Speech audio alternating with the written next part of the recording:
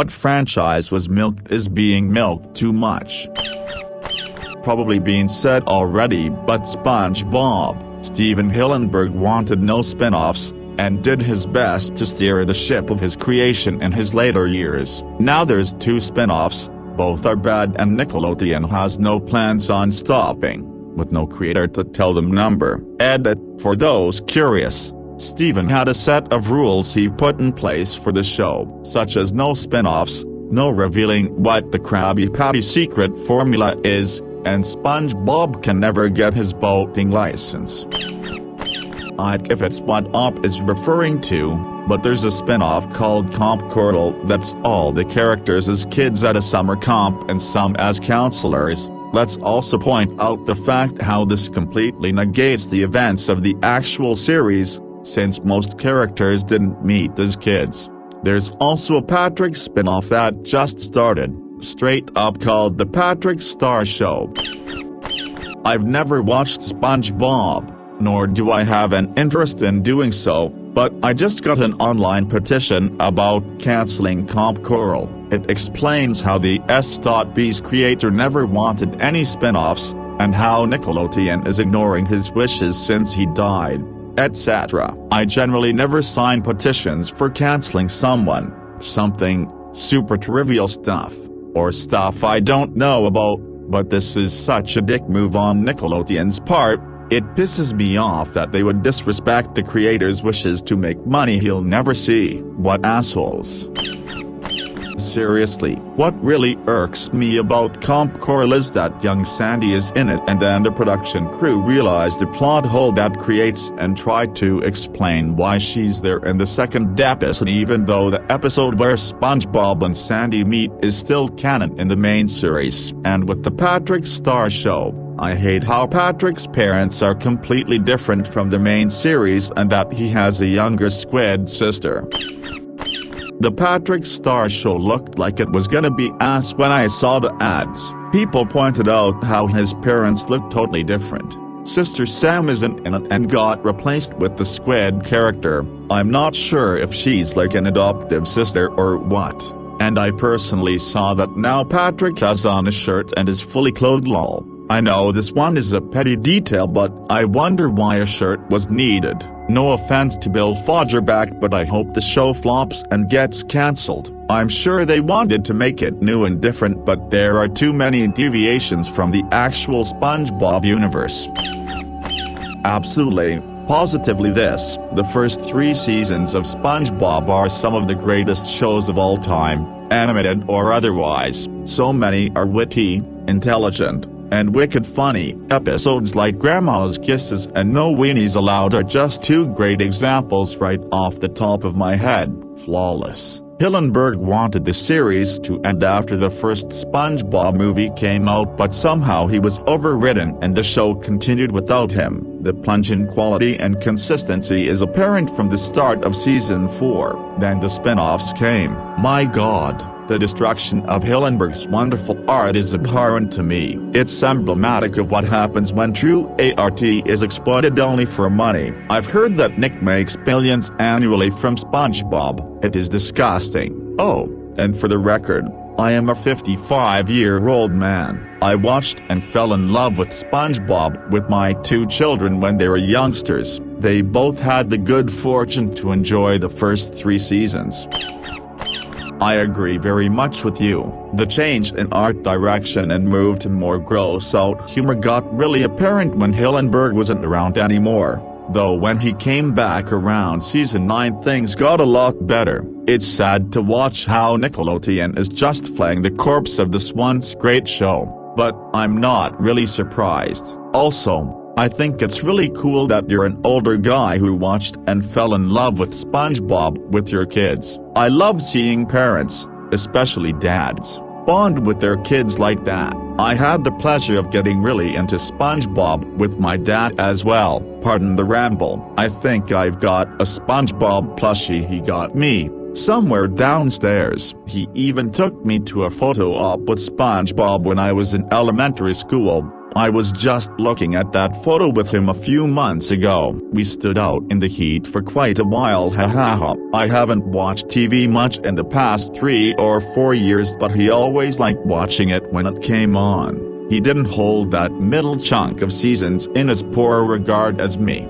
and it always put a smile on his face, and I'd watch it with him sometimes. We quite often referenced bits from the earlier years, like the infamous bit showcasing SpongeBob's brain in the episode about fine dining, so relatable and funny that it really stood the test of time for us. It was such a formative show for our bond and combined sense of humor. I'll always love it for that. I'll have to watch those old episodes sometime. He just very recently passed away. I am really struggling and missing him. He was my best friend. But thank you for this unintentional trip down memory lane. It makes me happy to think of someone else who got to bond with their parent over SpongeBob just like me. I'm quite sad. But right now, it's a happy sad, and I'm sure your kids treasure those memories with you too. I didn't know about this. When I saw the first new episode, Fear of a Krabby Patty from season 4, it felt not entirely like SpongeBob. The episode was not totally garbage, but ever since I more and more lost interest in watching SpongeBob, I feel that with this episode, season SpongeBob began to be more and more disgusting and less funny. There was no fun in watching it, and finally I know why. SpongeBob these days has more to do with the more kid-friendly Ren and Stimpy than anything. It even has a lot of the same staff, though to be fair, the original era also did so as well and was still influenced. Honestly, seeing SpongeBob these days is like seeing a 90s alt rock group do very 80s hard rock in the 2020s. It's obviously the product of a very different time and stands out from every other kids show. It's fine to keep the classics alive, but SpongeBob itself should have a break, even if it's very funny now and better than in the late 2000s. While I do agree that the spin-offs aren't all that great, Comp Coral is awful. The Patrick Show is alright. Steven very likely knew about Comp Coral. It was announced soon after his death, so production had to have started sometime before he died, or at least the idea was pitched. He probably approved it if that is the case. The Patrick Show, however, started production in 2020, almost 2 years after his death. So I do kind of agree with that one. Aside from that though, Nickelodeon is definitely milking this franchise to death. 2 movies after the first one, an entire musical, which is actually really great, so nothing bad to say about that one. The show getting reruns more than any other show, with its only competitor being The Loud House, another show that is being milked to death and is going into seasonal rot, etc. SpongeBob is the reason why Nickelodeon has a mindset of if it's not as popular as SpongeBob, then it's going bye-bye, and that's no good. My 2 young brothers love that show, and it has to be the worst thing I have ever watched. I could almost forgive the fact that there is basically no plot, since it is supposed to be a show for babies, but on top of that it's just a group of babies acting 10 times worse than Caillou ever did. Purposely breaking and ruining things in every scene is the only avenue of humor they even attempt at. Oh, and also there is an episode where an old guy dresses up as a gnome and huffs all the baby's farts whilst moaning and going cross-eyed. Okay, I've watched a few episodes because I used to be a really big total drama fan, and may get back into the fandom soon actually. And it apostrophe s ... actually not that bad, targeted towards children obviously, but still kinda funny and manages to keep everyone as the same lovable and memorable characters they were before, just with the maturity level and imagination of literal toddlers.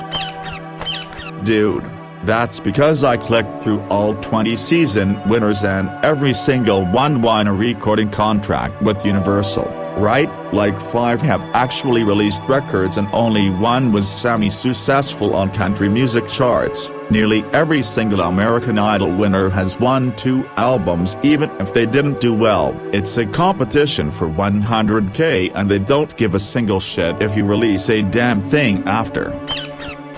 It's just a talent show that started after the talent show format had already morphed into its current form. The focus of these shows is now the judges, not the performers. They don't even disguise that fact. Just look at how they're edited.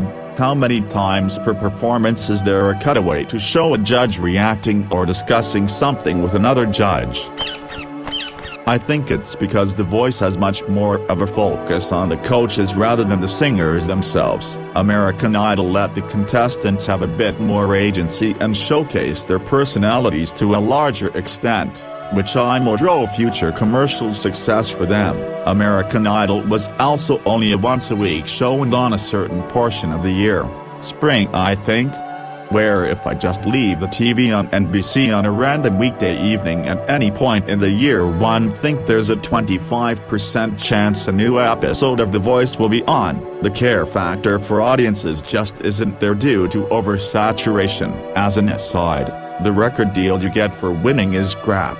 It's much better for you as an artist to come in top 5 and go it on your own as far as the terms go. These performers are probably trapped in hellish contracts that prevent them from releasing music on their own or through other labels once the label they won a contract with loses interest in them and stops promoting and recording them. The talent shows are more interested in the ratings and longevity of the show itself, not the long-term careers of any of the contestants who all felt pressured to sign a terrible contract with no legal advice or negotiation power because thousands of other starry-eyed competitors are lined up behind them also wanting their shot at fame. Yeah, I think people probably feel like they know the judges better. I'll be honest, the blind auditions are kind of cool, if for nothing else to see the judges' reaction.